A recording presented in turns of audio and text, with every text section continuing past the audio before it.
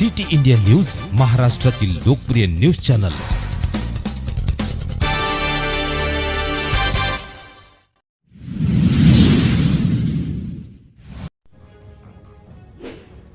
विमा रकमेत तफावत आढळल्यास आमरण उपोषण। जिल्हा कार्याध्यक्ष शेतकरी नेते पांडुरंग पाटील। शेतकऱ्यांसाठी संभाजी ब्रिगेड आक्रमक। सन 2023-24 मध्ये खरीप व रब्बी दोन्ही हंगामातील पिकांचे कुठे अतिवृष्टी तर कुठे दुष्काळजन्य परिस्थितीमुळे पूर्णतः नुकसान झाले होते।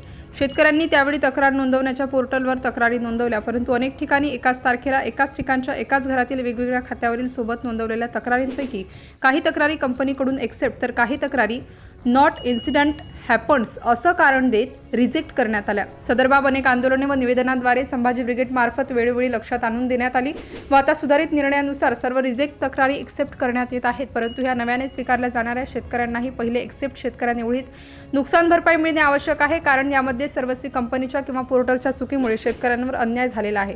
तरी सदर बाबीवर आता पेमेंट करता वेळी कंपनीने गांभीर्यपूर्वक विचार करून समान वाटप करावा, अशी संभाजी ब्रिगेड जिल्हा कार्याध्यक्ष शेतकरी नेते पांडुरंग पाटील यांनी AIC कंपनीचे व्यवस्थापकीय अधिकारी यांच्याकडे जिल्हा विमा अधिकारी यांच्या मार्फत निवेदनाद्वारे मागणी केली आहे।